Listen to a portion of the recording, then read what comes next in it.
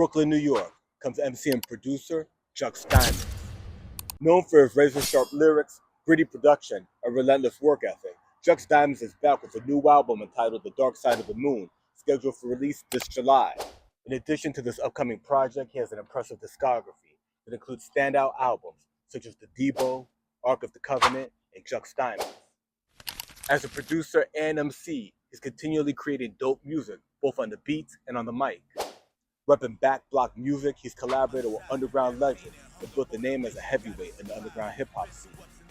Tune in to learn about his journey in music, his new album, The Dark Side of the Moon, and what he's got coming next at 5:30 p.m. LA, 8:30 p.m. New York.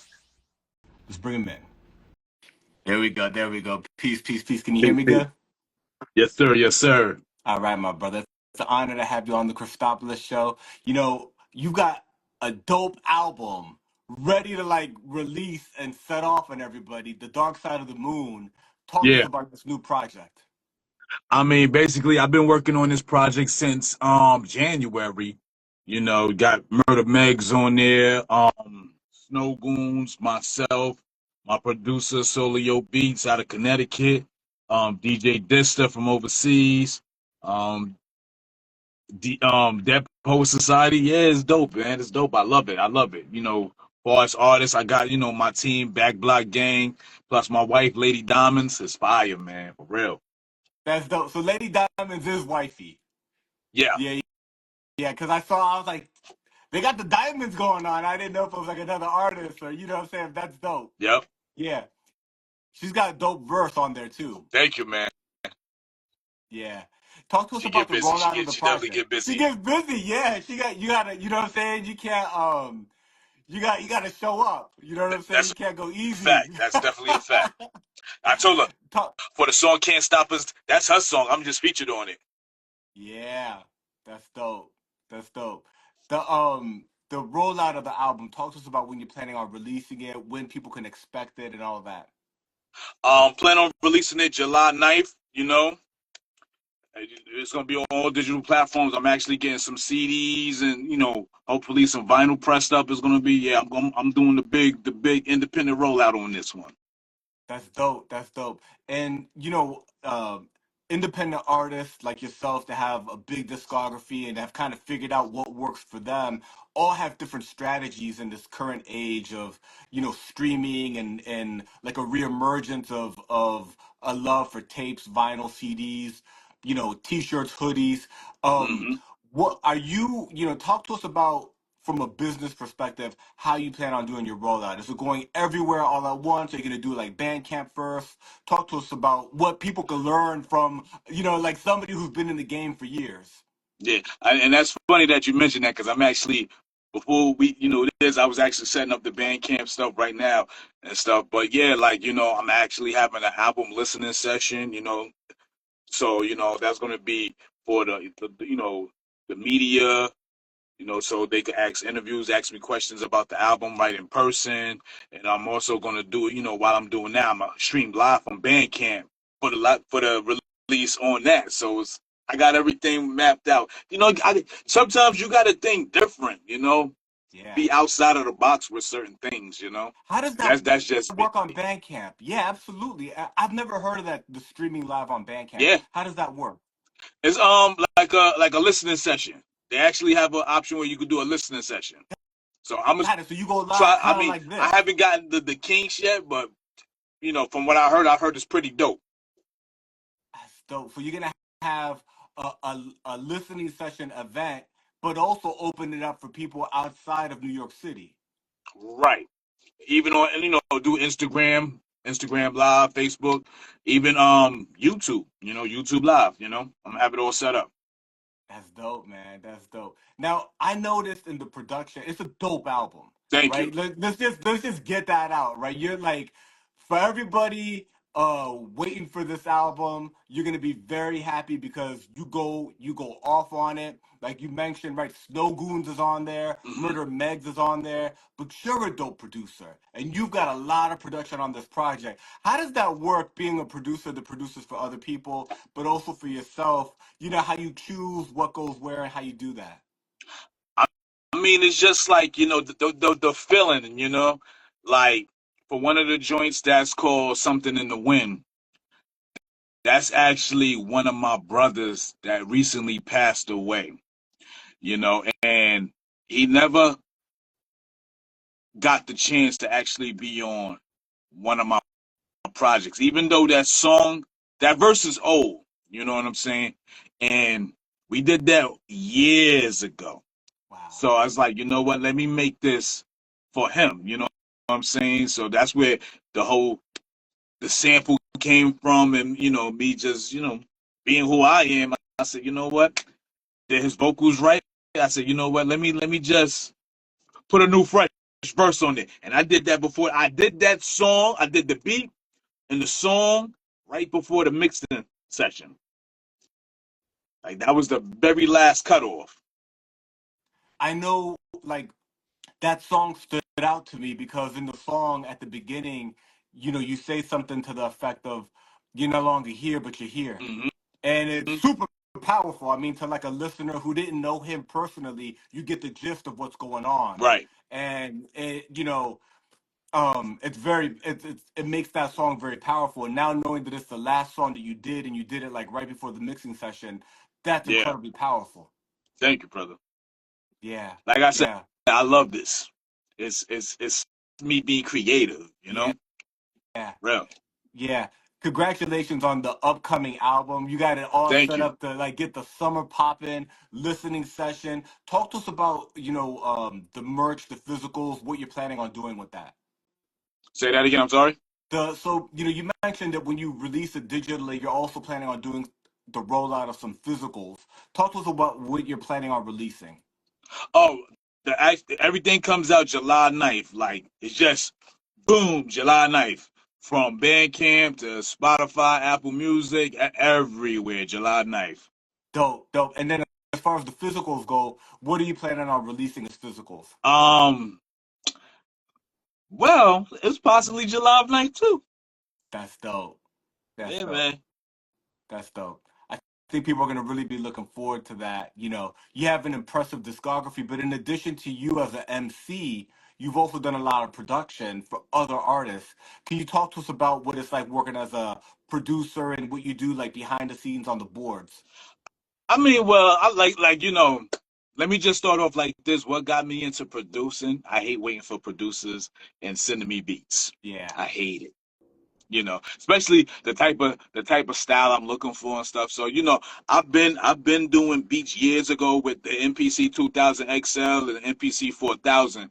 So it's like I just got back in the mode. I was like, let me get back in the mode, start doing stuff for myself and other people. Like I did joints for EVS Verbal, um, Innocent, Mike Hands, um, of course, people, my artists in my crew, Back Block Music Group, um, Napoleon the Legend. Um, yeah, the list keep going on and on That's and a on. pretty good list. That's a Thank you, pretty thank good you. list. That's dope. That's dope. And then you got Back Block Music Group, right? Talk to us about the artists that make that up, and talk to us about. We want to make sure that we shout out everybody and that we give knowledge and we uplift them. Right. So, we got Back Block Music. Let me break it down to you. So there's a difference between Back Block Music Group and Back Block Gang. Back Block Gang is like a Wu Tang, where it's just the crew. Where Back Block Music Group is the actual label. So, far as Back Block Music Group, there's Ledger 631 out of Long Island. You got Hazenomical out of Queens. You got King Harv from Queens as well, and you got Math from Brooklyn. Money in the Player Hustle. So, and far as producers, it's Solio Beats and myself. So that's the everybody solo situation, right? So then you got Back Block Gang, which is everybody that's involved in it. You know what I'm saying? So there's more artists that I'm actually in the talks with that's gonna be down with the crew and stuff. Oh, I'm forgetting my artist Chief Rucker out of Toronto, Canada. My bad. Yeah, and that's really interesting because you get production also from artists in Europe and all over the world, and you're you know, everybody in that you mentioned right now in Back Block, they're mostly in New York except for the artists in Toronto. Are you thinking, you know, to expand this with whoever's the right fit? It doesn't matter geographic location. Yes, yes, most definitely. Like, um, I'm closely working with Snowgoons, and we got a project coming out. So whenever I get over there to overseas, I'm gonna be looking at artists over there as well, and with their help. Yeah. How did that connect with the legendary Snowgoons happen? I mean, talk about an incredible production team, but they're more than that, right? They're a Yeah, label, they're influencers, right?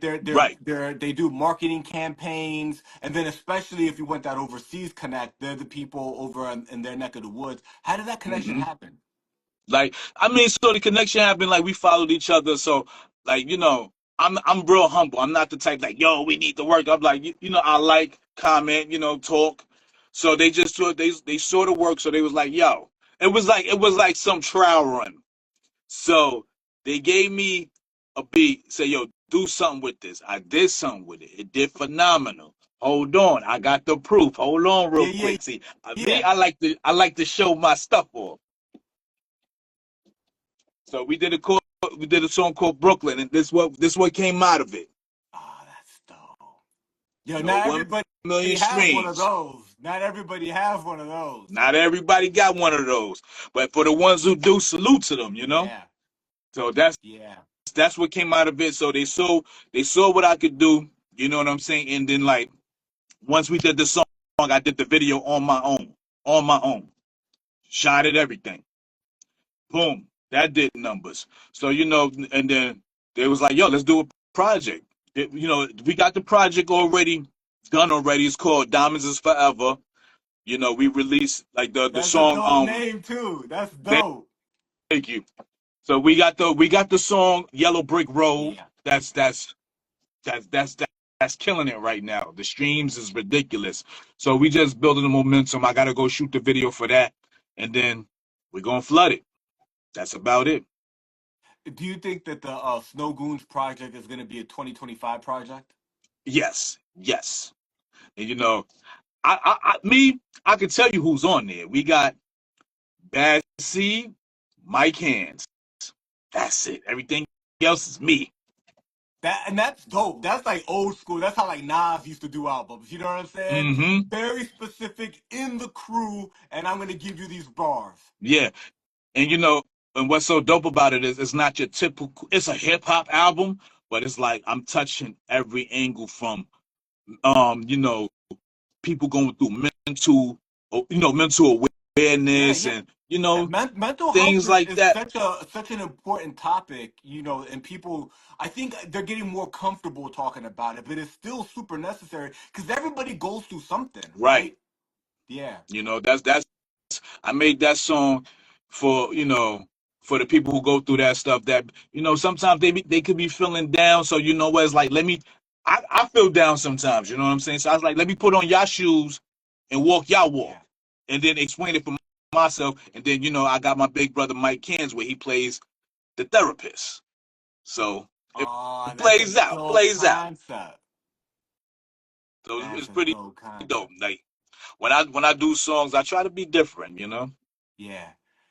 Yeah, that's no good. So you got the joint dropping right now, The Dark Side of the Moon in July. You're preparing everything for that. Then you got another one in the clip already ready to go with the legendary Snowgoons. Wait a minute now. I got another thing in the clip. Me and the wife is coming out with a project, a EP called The Diamonds. That's a dope name too. Yeah. So we working. We working on this end. The Diamonds, you know, for the project that you're doing with your wife, um, you know, 'cause she sings also, right? She rhymes and sings. 'Cause I heard Well, her on some other songs. she sings and rhymes. Singing is her profession. Got it, got it. And was it you know, was it always like that? Like when you met her, was she already a singer, or did it happen, you know, being around you? Talk to us about like, you know, the story, the love story. I mean, so when me and my wife first met, she told me she grew up in the church. She sings, whatever. So it just was natural. Like certain songs, I'd be like, "Here, let me see what you can do with this." She been on me me and Ledger NAO project. She was on there rapping. She was on Lord Knows Volume 2. She been on a couple of projects. So it's been ongoing. So when we did the Can't Stop Us, a lot of people were surprised that she raps. I was. Because I heard her singing on many songs, and then when I heard her on The Dark Side of the Moon, I was like, she got bars. Yeah, I tell you, man. I tell everybody, I'm just a feature on the song, But like, that's so she and what's so crazy is that wasn't her first time rapping. If you go to NAO project with me and Ledger, she's rapping on there too. So it's like that's like the second or third song she was rapping on, and so it's like now I was like, all right, it's time to do the project with me and you. So we already got one already knocked out. So we're doing a 5-song EP, and the first song that we're gonna come with is a summer banger. That's what a special project that is. Yeah. Separate from, separate from numbers and all of that stuff, just like within your family and your relationship, and then, creating together and then sharing that with the world. Mm-hmm. I call us the underground Jay-Z and Beyonce. I love that. That's dope. That's dope. So in regards to the production for that album, are you producing it? I'm doing everything. I think I got maybe one, and that's gonna be Solo Yo Beats. Right, like you heard something and that's just the right fit for that. You're Yeah. like, that's gotta be on there. Yeah, because it's not gonna be, being that she's more on the church side, so it ain't gonna be no curses from me. Right. Right. And one thing about me, I'm not afraid to talk about the Lord because I'm into that too as well. Yeah. It's an important aspect of life. Right. You know what I mean? And I think especially as hip hop is growing up, and Mm-hmm. and people are married and have families, and there's different dimensions to life more than being outside. Right. You know what I'm Right. saying? And I don't So like that's being dope. outside anymore. I hear you, bro. It's dangerous. You know what I'm saying? I got things to do. You know That's what I it. mean? I got people to take care of. That's a fact. Yeah, Yep. That's dope. That's dope. Now, one of the things that you mentioned that is evident with anybody who goes onto your social media, especially your YouTube, is you get busy with the visuals, Thank you, right? Can man. you talk? Yeah, man, you really do. And there's, and they look good and everything's like well thought out. Talk to us about that aspect of your creativity. Okay, so me, I'm not afraid to say why I got into that scene. So I did a video where with a Def Squad producer named DJ Kanza from overseas. Came over here. We had a dope song, everything. Did it in Eric Sherman studio, Def Squad Studios, everything. The director got paid, took forever, and never came out with the video. That's why. So had to get the money back. I said, so I hit up a partner of mine. I said, yo, tell me what camera to get. I'm gonna do this on my own. Told me what camera to get. I started off, baby steps. Then I dropped like two to 3 racks on the camera, and I said, I'm getting busy with this. Then boom, that's the first camera. Then I picked up another camera. Then I picked up a drone. Then I picked up lights, and I dropped 300 on Final Cut Pro. Like, you got to invest in yourself. So that's what made me really get into it, because I love this. Wow. Yeah, because there's a lot of visuals, and you could tell through the variety of styles and locations that you're like scoping locations all the time. You know what I'm saying? That you're Yeah. out somewhere, you're like, oh, that spot right there. Mm-hmm. And sometimes I could be driving, and I always got my stuff in the trunk, charged up. Even on the phone, I just get clear. I'm like, all right, I'm gonna get a little scenery real quick for B-roll or something like that. Yeah.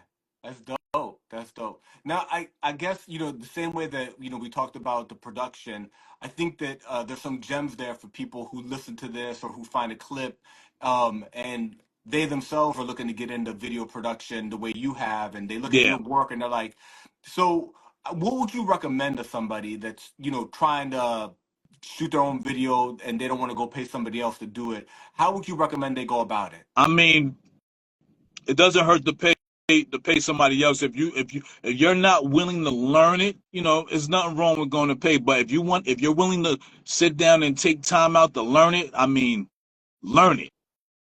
That's why they got YouTube and stuff like that. It doesn't hurt to try. You know. Yeah, yeah, yeah. In regards to like as a creative, because you work with so many people, right? Mhm.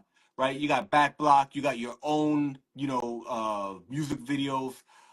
If people wanted to connect with you to get that video work or to get like production or the studio work, what's the right way, like the websites and the right way to approach you on that business tip? So on that business tip, so my thing is this: just hit me up on Instagram, like.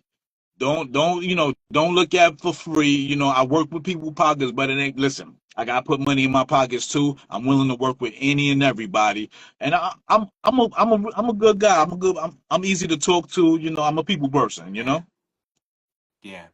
So, so if people want to collaborate for production, a verse, or some visual work, the right way is to just go through your social media and contact you Yeah. through Instagram. Or they could hit me up at book Juxx at gmail.com, or they could hit up the main thing to hit up XO Joe show. Yeah.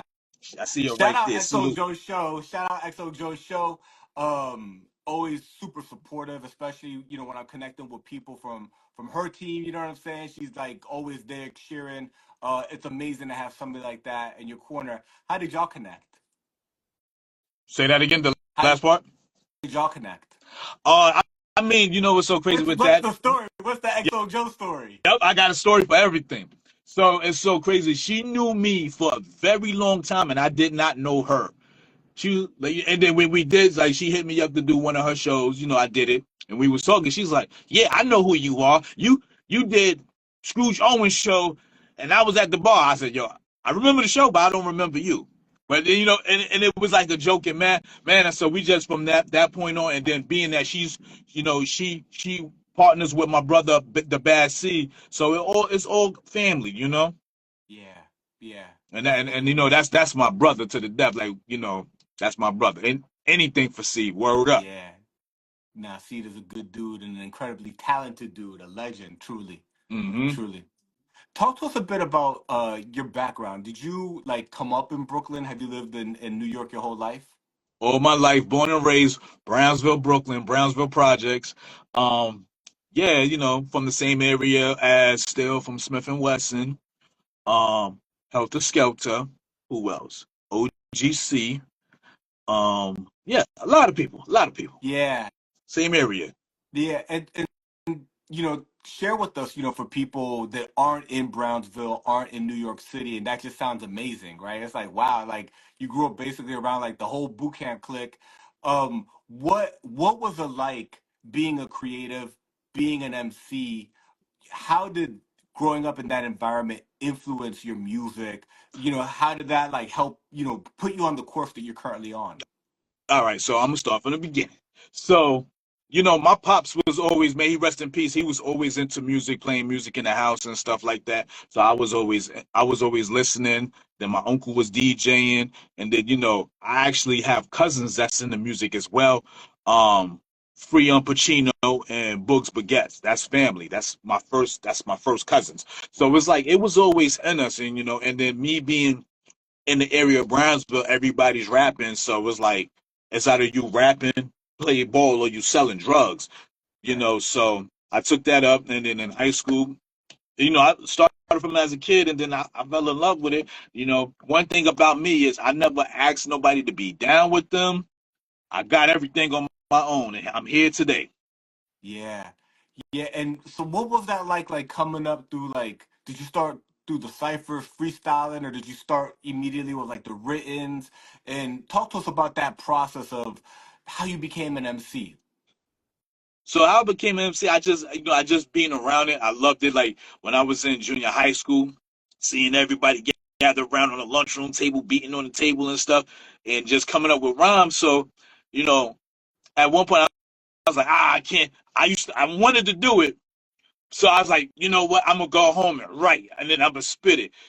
Of course, it was trash, but it kept me going. And then when I came back, they hyped me up. So from that point on, that's when I took a real interest in what inspired me to really, really rap was when I got home from school, turned on I was already loving rap, Yeah. but I turned on Rock McDaniel's video music box, and then when I saw Wu-Tang,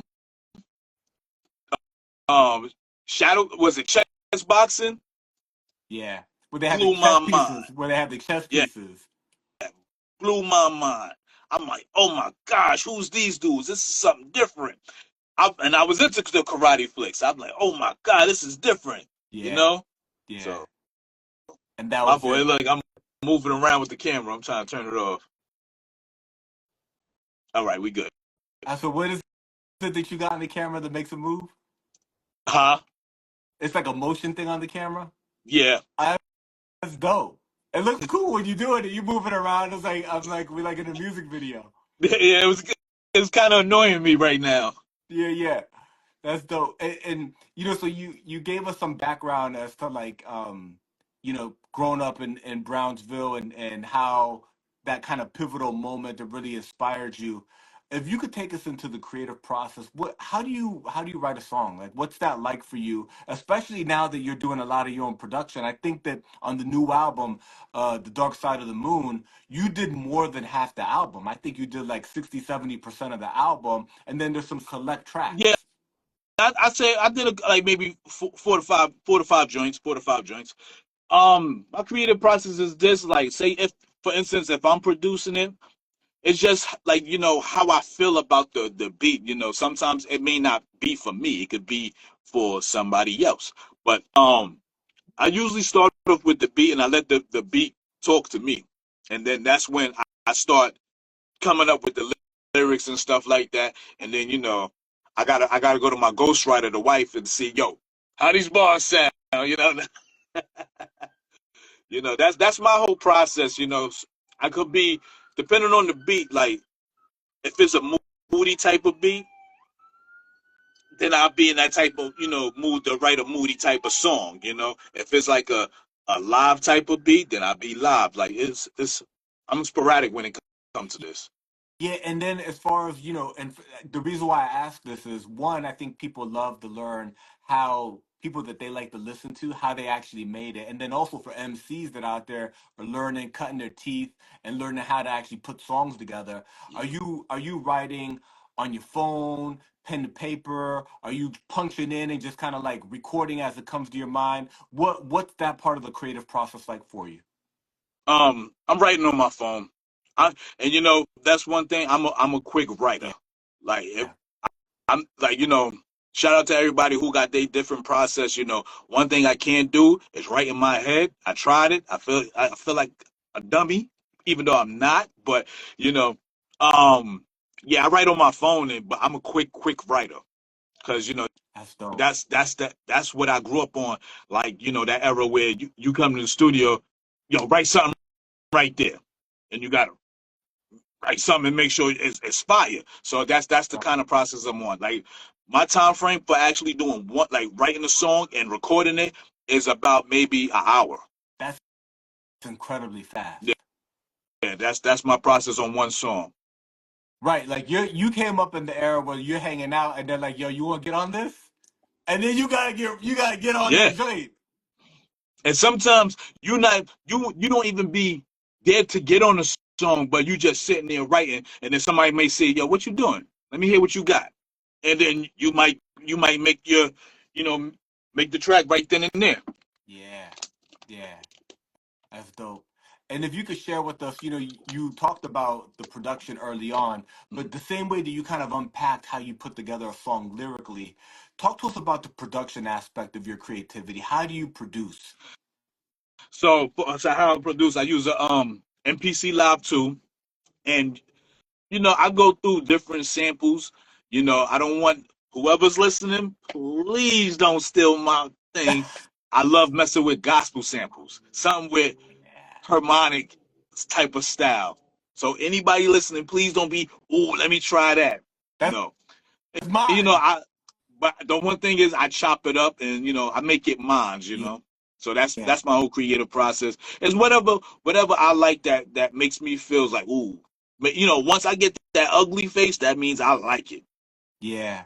Um, do you find yourself digging through vinyl? Do you find yourself finding stuff and through other mediums? Like how, what? Because there's so many ways to get samples nowadays. It Yeah. used to be you had to go through a stack of vinyl and find something, and then you were kind of cutting edge if you got something off of a movie, right? But now there's just packs and packs. There's YouTube. There's all sorts of like cool ways to get samples. What are some of the ways that you're getting sounds?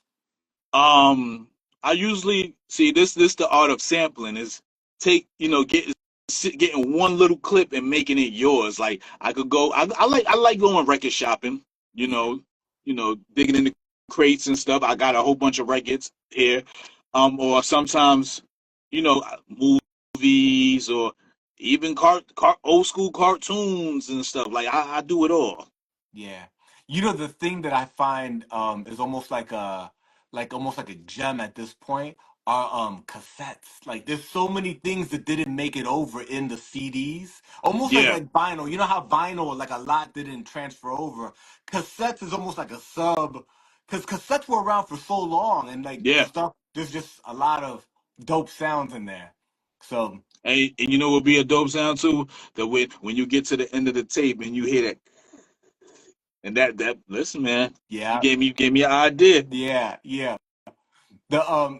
As we start to wrap up, I want to make sure that you get a chance to shout out all your peoples and make sure that like everybody that you work with and collaborate with gets a plug. Okay.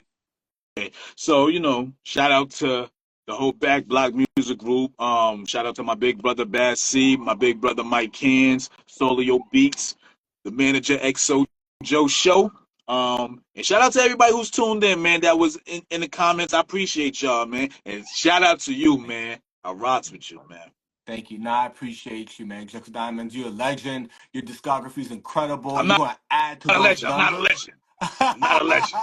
I'm not a you're legend. gonna, you're gonna add to those numbers this year. We talked about the upcoming album, The Dark Side of the Moon, dropping July 9th. Listening parties being coordinated, merchandise is being coordinated. But you also share with us there's gonna be albums with Snowgoons and an album called The Diamondz. It's a very special album. I think it's a beautiful that's a beautiful thing that the hip hop needs. Yes, it does. Definitely does. Yeah, yeah, that's dope. My brother, it's an honor to have you on the Cristopolis show. I look It's an forward to honor for you supporting you. having me, man. I appreciate it for real, for real. Thank you, brother. Thank you. We'll I build got soon, all and right? one more thing before you go. I gotta come out to LA because the areas you be taking your videos is fire. See, I'm already thinking as far as visuals, man. Mine is always Yeah, working. brother. When you're out here, let me know, and I'll show you where some of those spots are. I'm right here in the Arts District downtown. So Okay. LA, like, and this is the thing, because I'm from the East Coast originally, so I'm always blown away by LA too. You know what I'm saying? It just Mm-hmm. looks good on camera. It's like our brain is trained from watching movies our whole lives that this is Yep. what movies look like, and then when you hear, it looks like that. It's the wildest thing. I know So it. Every video I saw, I was like, man, that look fire. Oh man. I agree, Well, brother. I agree. But yeah, man, when you're out here, hit me up and I'll show you some spots. most definitely. Peace, brother. Peace, Salute. brother.